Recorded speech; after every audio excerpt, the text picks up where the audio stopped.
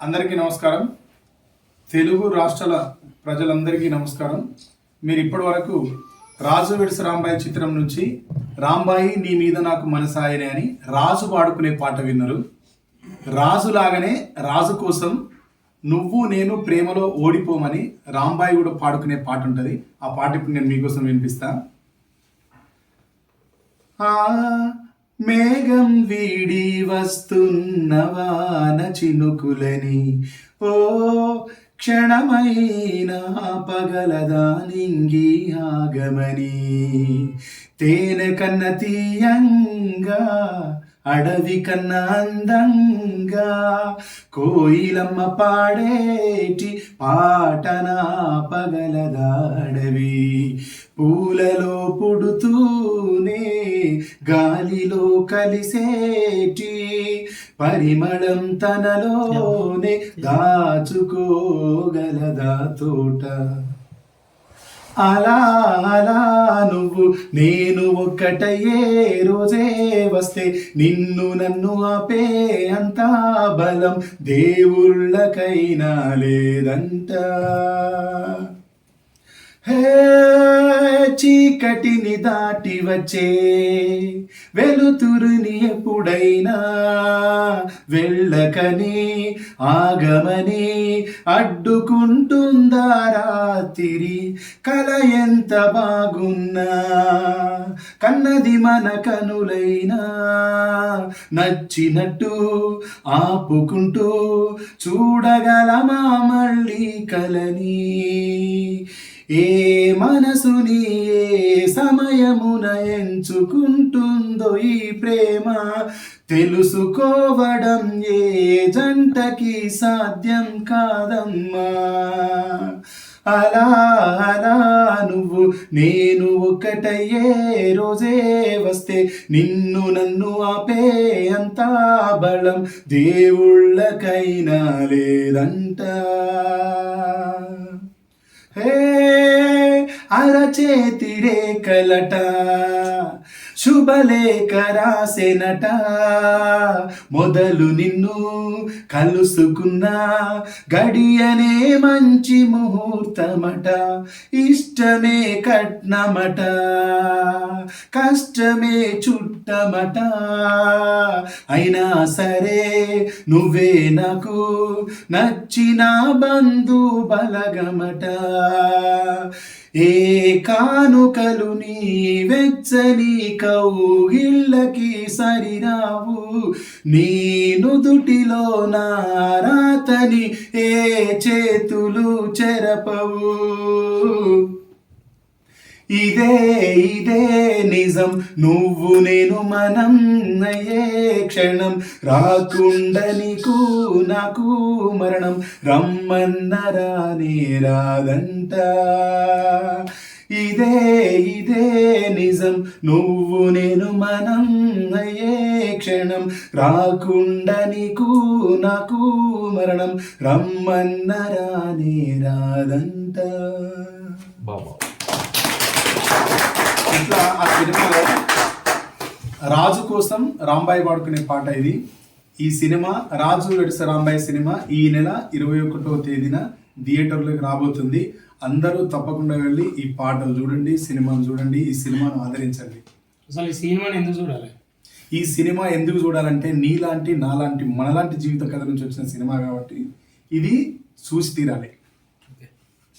ఈ సినిమాలో main cause ఏముంటుంది? ప్రేమ. ఈ ప్రేమ అమ్మాయి అబ్బాయిది అనుకుంటే తప్పు. ఒక కుటుంబంలో ఎన్ని రకాల ప్రేమలు ఉంటాయో ఆ ప్రేమలు ఒక్కొక్కసారి నిలబెట్టుకోవడం కోసం, ఒక్కొక్కసారి వదులుకోవడం కోసం ఎలాంటి యుద్ధం చేస్తే ఆ ప్రేమలు అనేది ఈ సినిమాలో చూస్తాం. ఈ సినిమా చూస్తున్నంతసేపు మన జీవితాలు మనకు గుర్తొస్తాయి. అంటే ఈ ప్రేమ వల్ల జీవితాలు ఆగమవుతున్నాయి కదా. అది ఆగం కాదు. అది ఆగం ఎందుకు అవుతుంది, ఎట్లాంటి వాళ్ళు ఆగం అవుతారు, ఎలాంటి వాళ్ళు ఆగం ఎవ్వరు ప్రేమిస్తే అనేది ఈ సినిమాలో డిస్కస్ చేసిన డైరెక్టర్. అనేది మరో కాలేజ్ యూత్ వాళ్ళు చూసే సినిమానా, ఫ్యామిలీతో వెళ్ళి చూడొచ్చు ఈ సినిమా? తెలుగు రాష్ట్రాల్లో పుట్టిన ప్రతి మనిషి చూడదగ్గ సినిమా, అందరూ చూడాల్సిన సినిమా. ఇది మరో విరాట పర్వం లాంటి మూవీ అనుకోవచ్చా? ఇది విరాట పర్వం లాంటి అన్న అట్లా అట్లా దాన్ని పోల్చాలి. ఇక్కడ డైరెక్టర్ గారే ఉన్నారు, ఇక్కడ ప్రొడ్యూసర్ గారు డైరెక్టర్ గారు అడిగారు. ఇప్పుడు ఇది విరాట పర్వం లాంటి మూవీ ఏం కాదు. Hmm. విరాట పర్వం ఒక సోషల్ కంటెక్స్ట్లో ఒక హ్యూమన్ కండిషన్ని డిపెక్ట్ చేసిన సినిమా అది. ఇది ప్రేమ యొక్క తీవ్రతని డిపెక్ట్ చేసిన సినిమా. ప్రేమకి ప్రేమే శత్రువు అని చర్చించబడిన సినిమా ఇది. ఈ సినిమాలో రాజు రాంబాయిల యొక్క ప్రేమని మీరు అనుభవిస్తారు. మిమ్మల్ని వాళ్ళ ప్రేమ ఆలోచింపజేస్తుంది. ఏ కూడికలు తీసివేతలు లేని ప్రేమ వాళ్ళది. ఇప్పుడు మనము కులమని, మతమని, రంగు అని, రూపమని ఇలా అనేక అడ్డుగోడల్ని మనిషి కట్టుకున్నాడు. ఈ అన్ని అడ్డుగోడల్ని ఎడంకాలతో తన్ని ప్రేమ కోసం నిలబడ్డ రాజు రాంబాయిల కథ ఇది ఫ్యామిలీస్తో వెళ్ళొచ్చు, ఫ్రెండ్స్తో వెళ్ళొచ్చు, చెల్లెలతో వెళ్ళొచ్చు, అక్కతో వెళ్ళొచ్చు. యూత్ అంతా బాగా ఎంజాయ్ చేయగలిగిన సినిమా ఇది. ఈ సినిమా ద్వారా ఏం మెసేజ్ చేయబోతున్నారు? సినిమా ద్వారా ప్రత్యేకంగా మేము ఒక మెసేజ్ అంటూ కాదు, కానీ తల్లిదండ్రులు అంటే ముఖ్యంగా ఒక తండ్రి తన కొడుకు అంటే తక్కువ కులం అమ్మాయినో, లేదంటే వేరే మతం అమ్మాయినో, లేకపోతే వేరే ప్రాంతం అమ్మాయినో చేసుకుంటే ప్రాబ్లం ఉండదు. అదే కూతురు వేరే అమ్మాయిని కనుక చేసుకుంటే పరువు అడ్డొస్తుంది. ఈ విషయం గురించి ఈ సినిమా చూసిన తర్వాత ప్రతి తండ్రి ఆలోచిస్తాడు. ఎందుకంటే ప్రేమ కంటే పరువు గొప్పది కాదు కదా. ప్రేమ అనే సృష్టిలో ధర్మంగా మనకు వచ్చింది. ప్రేమ సృష్టికి మరో రూపం. కానీ పరువు మనం కట్టుకున్న అడ్డుగోడ పరువు.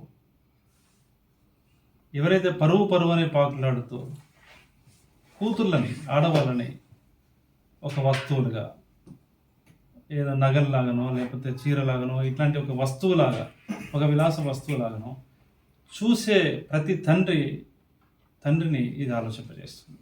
ఓకే, అంటే చాలా సినిమాలు వచ్చినాయి కదా, ఇట్లా ప్రేమ పేరుతోటి లేకపోతే పరువు పేరుతోటి చాలా సినిమాలు వచ్చినాయి కదా. ఈ సినిమాని ఎందుకు చూడాలి? ప్రేమ పేరుతోనే ఇంకా వస్తుంటుంది. భూమి ఉన్నంతకాలం ప్రేమ పేరుతో అనేక సినిమాలు వస్తుంటాయి. కానీ మనము ఏమి ప్రేమలో మనం చర్చించే విషయాలు ఏంటి, మనం చూపించబోయే ప్రేమ ఎటువంటి ఆలోచనని చూసే ప్రేక్షకులలో రంజింపజేస్తుంది అనేది ఇంపార్టెంట్. ఓకే, పర్వతాల పేరిట ఈ మధ్యకాలంలో చాలా మంది కూతుర్లను కోల్పోయారు, కొడుకులను కోల్పోయారు. వాళ్ళందరికీ అంటే ఈ సినిమా చూసినప్పుడు ఏం గుర్తుకొస్తుంది ఎక్కువ? పర్వతాల పేరిట చాలామంది మీరు చెప్పినట్టుగా కూతుర్లని అంటే ఎక్కువ కూతుల తండ్రులే చేస్తారు పర్వతాలు. మనం చూస్తూ ఉంటాం. ఇప్పుడు మనము కరీంనగర్లో మధుకర్ అనే అతన్ని మర్మంగా కట్ చేశారు. అట్లాగే ఇంకా చాలా మందిని సూర్యాపేటలో కూడా అమృత ప్రణయ్ వాళ్ళ ఇన్సిడెంట్ కూడా మనం ఎప్పుడు విక్టిమ్స్ ఎప్పుడు కూడా పరువు అంటే ఈ ప్రేమ వివాహాల్లో, కులాంతర మతాంతర వివాహాల్లో మెన్ ఎప్పుడు విక్టిమ్ ఉంటాడు. ఆబ్వియస్లీ ఉమెన్ ఆల్సో సఫర్ అవుతుంది, ఎందుకంటే ఆమె కూడా పాపం ప్రేమించింది అన్నీ చేస్తుంది కదా. సో ఏమడిగేది కానీ సాధారణంగా సినిమా చూసిన తర్వాత ఎమోషన్ అవుతారు చూసేవాళ్ళు.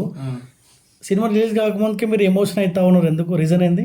నేను ఎమోషనల్ అవ్వటం లేదు, అంటే ఈ కంటెంట్ అలాంటిది. ఇది ఈ రియల్ ఇన్సిడెంట్ దాదాపుగా 15 సంవత్సరాల క్రితం జరిగినటువంటి ఒక వాస్తవ సంఘటన. ఖమ్మము వరంగల్ మధ్యలో జరిగినటువంటి ఒక వాస్తవ సంఘటన. ఇది బయట ప్రపంచానికి తెలియకుండా 15 సంవత్సరాలుగా కప్పివేయబడిన సంఘటన. అజ్ఞాతంగా ఒక ఊరిలో సమాధి చేయబడినటువంటి సంఘటన.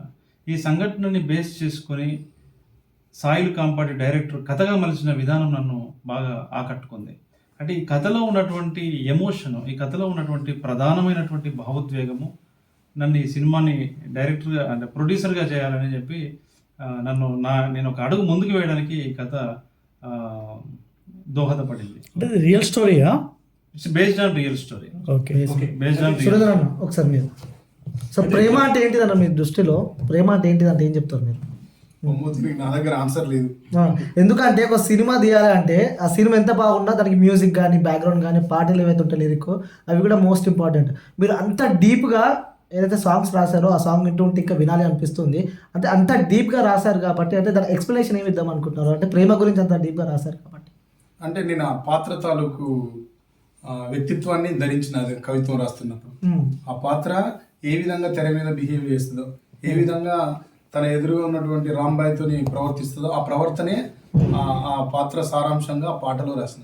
అదే నేను చేసిన పని. ఓకే, మీ సీన్ మీద ఇంపాక్ట్ పడే అవకాశాలు ఉందా? ఈ కులానికి సంబంధించి వ్యతిరేకంగా పెళ్లి చేసుకునే మనం చాలా చూస్తున్నాం కాబట్టి ఏమైనా ఇంపాక్ట్ పడే అవకాశం ఏమైనా ఉంటుందా మీ సినిమా వాళ్ళ పైన? ఆలోచింపజేస్తుంది అందరినీ ఈ సినిమా ఆలోచింపజేస్తుంది. ప్రేమించుకుంటున్న వాళ్ళని, ప్రేమించుకుంటున్న పిల్లల్ని కన్న తల్లిదండ్రుల్ని, ప్రేమని వద్దని నిరాకరిస్తున్న వాళ్ళని, కట్టడి చేస్తున్న వాళ్ళని అందరినీ ఈ సినిమా ఆలోచింపజేస్తుంది. ఓకే, ప్రేమకి మీరు సపోర్ట్ చేస్తున్నారు అంటే ఏ క్యాస్ట్ ఎవరైనా సరే పెళ్లిళ్ళు ఎవరైనా చేసుకోవచ్చు అని చెప్పి మీరు సపోర్ట్ చేస్తున్నారు వాళ్ళకి. నిజమే నిజమే చెప్తున్నాను. అంటే కని పెంచిన తల్లిదండ్రులు ఎవరైతే ఉంటారో వాళ్ళ బిడ్డని మంచిగా చూసుకోవాలి, ఒక పెద్దవాళ్ళనిచ్చి పెళ్లి చేయాలనే థాట్ లో మనం బతుకుతున్నాం ప్రజెంట్ ఉన్న జనరేషన్ లో. వాళ్ళపై మీ సినిమా ఇంపాక్ట్ పడుతుంది. అనిల్ కదా అవునవును అనిల్, మీరు ఇస్తున్నది అమృతమైన, నేను కారం మెతుకులే తింటాననే అభిప్రాయం నాకు ఉందనుకోండి, మీరు ఇచ్చిన అమృతమైన వృధానే అది. నేను తినాలనుకున్న కారం మెతుకుల్లో నాకు అమృతం ఉంటుంది, నేను ఉండాలనుకున్న పూరి గుడిసెలో నాకు స్వర్గం ఉంటుంది, అక్కడే ప్రేమ ఉంటుంది. ఇదే ప్రేమ లక్షణం. మనం ఇచ్చేది కాదు, వాళ్ళు కోరుకునేది కావాలి అక్కడ.